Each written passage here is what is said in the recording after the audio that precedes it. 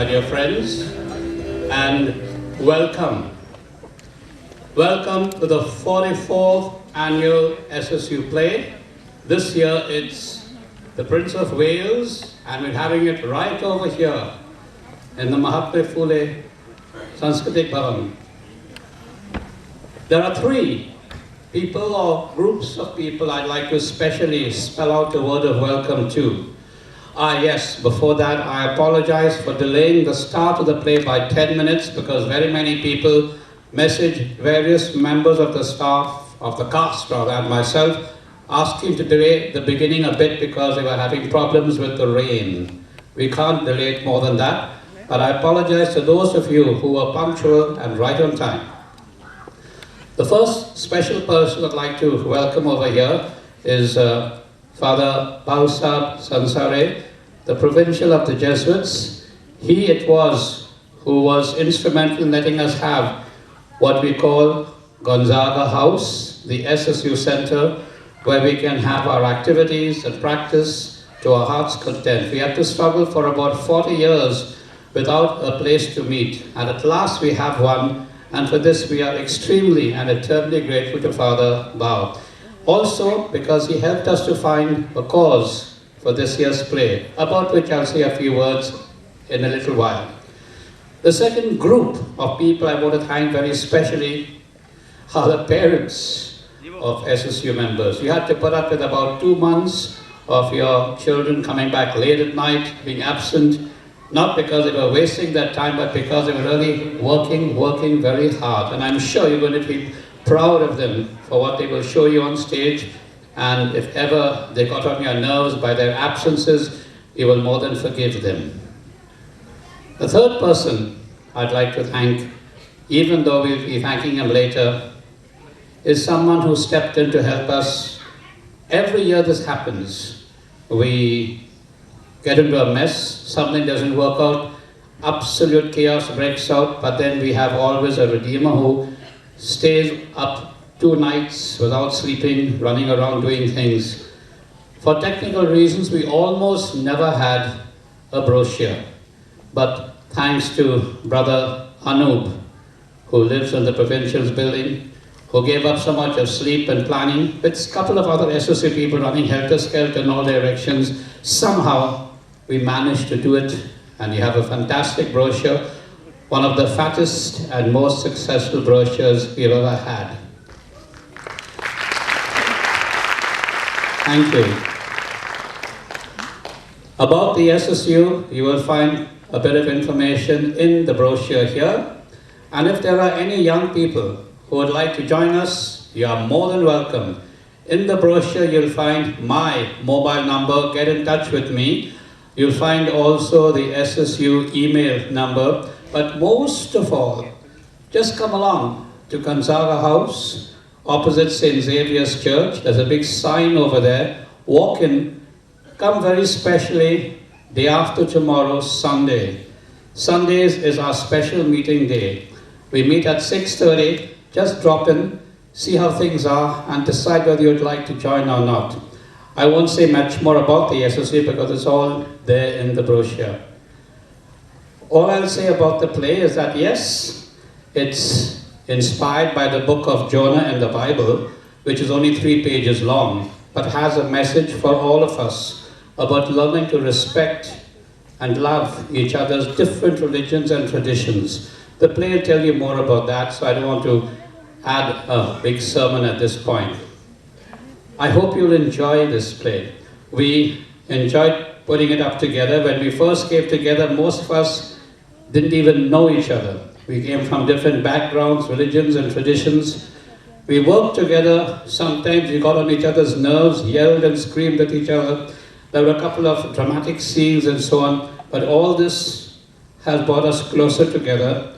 And what kept us going was the fact that we knew that we were doing this for other young people, not as privileged as us, whom we wanted to have a good education, very especially girls. All this in the impoverished areas of the Nagar district.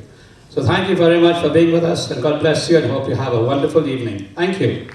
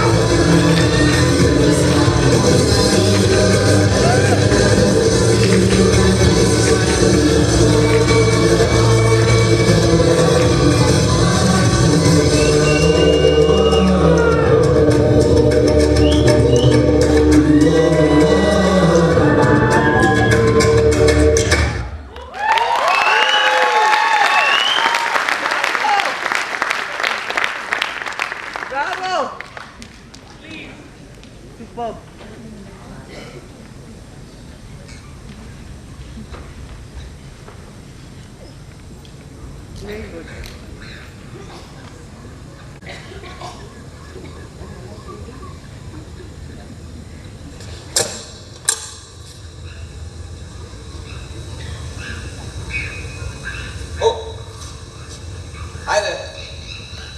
If you've decided to spend this beautiful evening cooped up in a theatre auditorium, watching the latest SSU play, The Prince of Wales, a pretty dumb title if you ask me, but then no one ever wants my opinion about anything.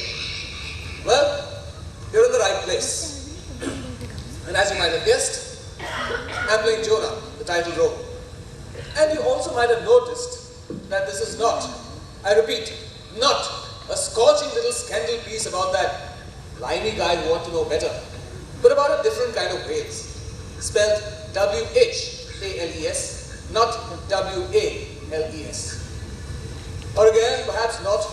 Some audiences are awfully dumb, you know. Anyway, I don't know about you, but I'm in a lousy mood. And please don't make it any worse by asking me why, because then I'll simply bark out, why not? Whole bloody world's in a mess, getting worse by the minute, and you expect me to sit around saying hallelujah like some charismatic freak? In fact, Jonah! just what I needed. The last straw to break the proverbial camel's back. God. That's him up there interfering in our lives. Wasn't it Browning who said, God's in his heaven and all's right with the world? Why don't you stay up there, God, with all due respect, instead of messing up the lives of us ordinary people? Our lives are messed up enough as it is, without you sending us off on some crazy errand or the other. Anyway, what crazy mixed up plan have you got planned for me this time? Why, thank you, Jonah, for giving me a chance to speak. I thought you would never stop talking. Well, knowing what a busy man you are, let me come to the point, my friend. I would like you to go to Nineveh, that great city, and call the people to repent of their evil ways. Otherwise, I shall, most reluctantly, have to punish them. But dear Lord, I hate those bloody Ninevites. They think no end of themselves. I would rather you punish them and punish them mercilessly. Smite them hip and thigh, mercilessly. Make their teeth fall out and their hair fall in. Make their ears and noses grow outwards and their toenails grow inwards. May they get an inch on their back, just out of reach of their ability to scratch. May they dream of the devil at night and wake up with a fright. May their wives and children... Shush, Jonah! I am shocked to hear you speak with such relish about such awful things. Besides, Lord, they don't even worship you the right way, the way we do. Jonah? They've got a different God.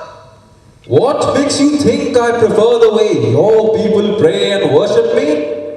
I listen to the prayers of all my children and accept all the ways they worship me.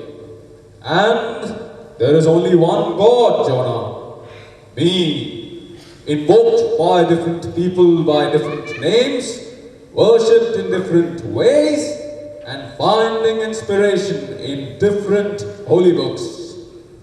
Dear Lord, if you say that sort of thing 2,000 years from now, a thing called the Inquisition would have you burned at stake. With all due respect, of course. That's very sad.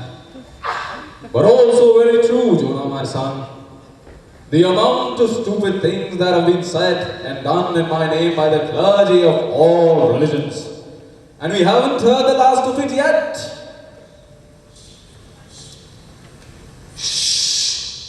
Someone might overhear you, Lord.